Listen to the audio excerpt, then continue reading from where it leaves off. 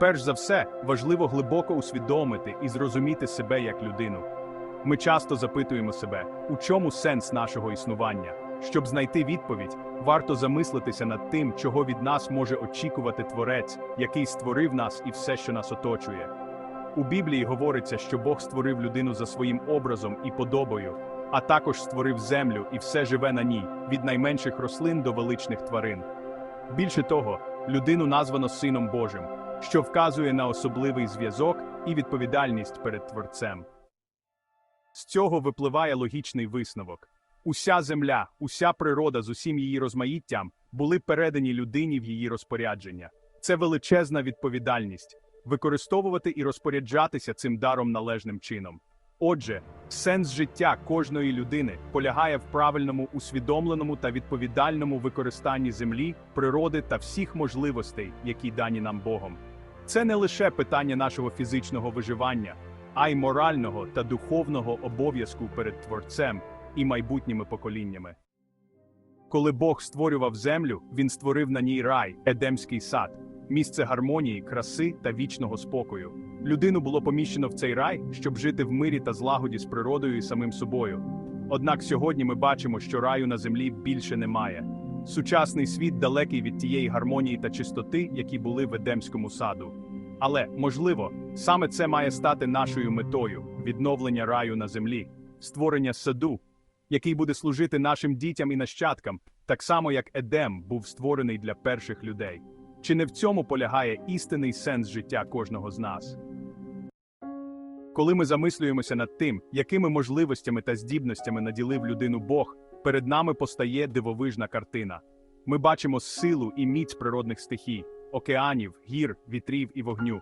Ми захоплюємося красою природи, яка нас оточує – безкраї ліси, квітучі поля, гірські вершини, а також розмаїття рослинного і тваринного світу. У кожній деталі творінь Бога можна побачити досконалість, гармонію та велич, і це відображає силу задуму Творця. Ці якості певною мірою були передані людині.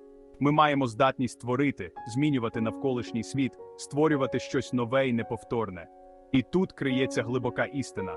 Той, хто усвідомлює себе людиною, розуміє, що сенс його життя полягає у вдосконаленні простору, в якому він живе. Наш обов'язок – створювати і ростити свій сад, відновлювати рай, удосконалюючи себе і своє оточення, щоб бути гідними називатися людиною.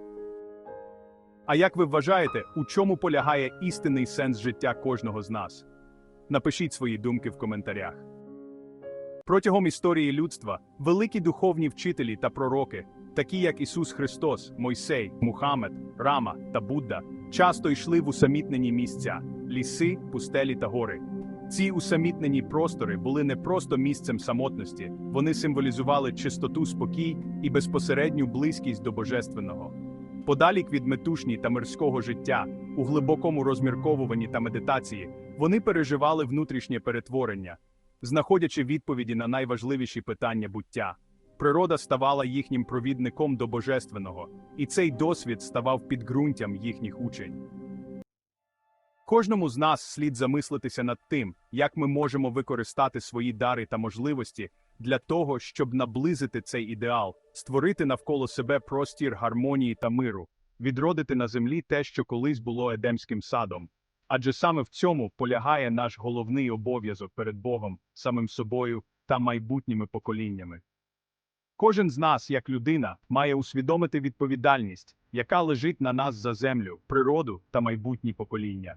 Важливо дбати про планету та вимагати від держав, чиновників і бізнесменів прийняття та дотримання законів, спрямованих на щасливе, творче життя людини.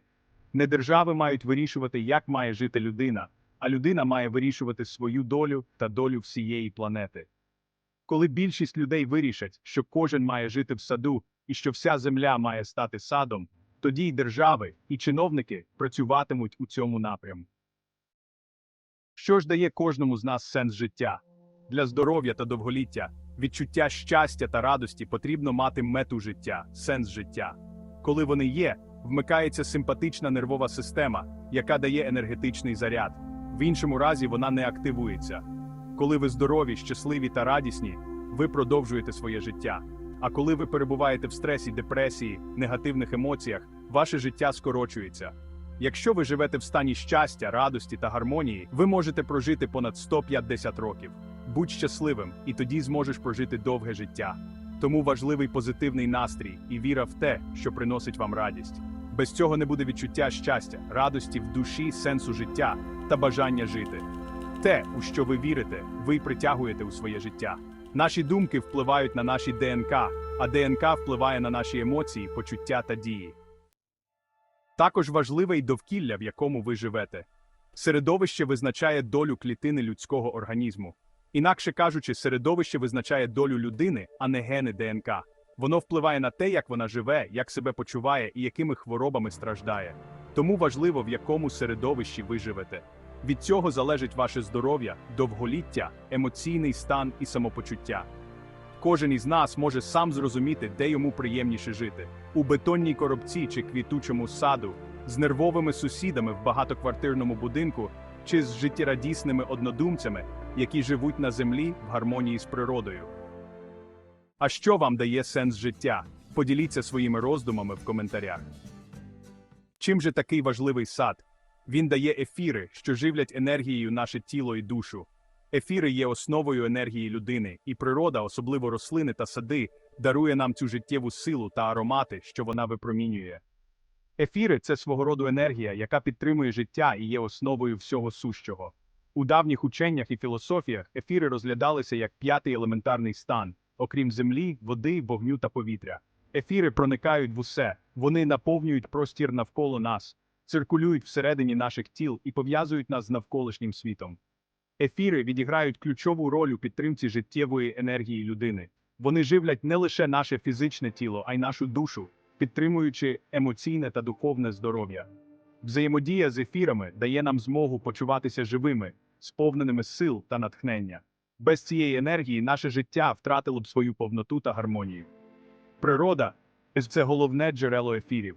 У рослинах, деревах, квітах і в довкіллі міститься потужна життєва сила, яка взаємодіє з людиною. Природа випромінює ефіри, які наповнюють нас енергією, необхідною для фізичного та духовного зростання. Сади, наповнені різноманіттям рослин, є ідеальним місцем для того, щоб увібрати ці ефіри. У садах природа проявляється у всій своїй красі. Кожна квітка, кожен листок випромінює ефіри, які збагачують наш внутрішній простір. Прогулянки в таких місцях допомагають нам відновити сили, очистити розум і наповнитися енергією.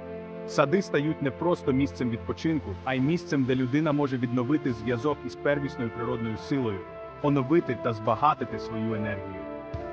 Ефіри, які ми отримуємо від природи, відіграють важливу роль у підтримці здоров'я та благополуччя. Ці тонкі енергії проникають у наше єство, живлячи кожну клітину тіла, освіжаючи наш розум і підтримуючи душевну рівновагу. Вони дають нам змогу почуватися більш збалансованими, гармонійними та пов'язаними з навколишнім світом. Отже, ефіри є основою енергії людини, яка пов'язує нас із природою та світом навколо. Природа та її елементи, особливо рослини та сади, стають провідниками цієї енергії, допомагаючи нам наповнюватися життєвою силою, яка необхідна для повноцінного існування. Бог наділив нас тілом і душею, подарував радість життя та наповнюючи нас енергією навколишнього світу. Ми маємо спрямовувати свою енергію на творчі справи, і кожен із нас зобов'язаний працювати над тим, щоб перетворити землю на квітучий сад. А як ви вважаєте, чи справді важливо кожній людині мати свій сад? Будемо раді дізнатися вашу думку в коментарях. Якщо вам сподобалося це відео, підписуйтесь на наш канал, натисніть на дзвіночок і виберіть усі. Ставте подобається, лайки, великий палець угору, пишіть коментарі, поділіться відео з друзями, нехай відео про хороше та корисне дивиться більше людей.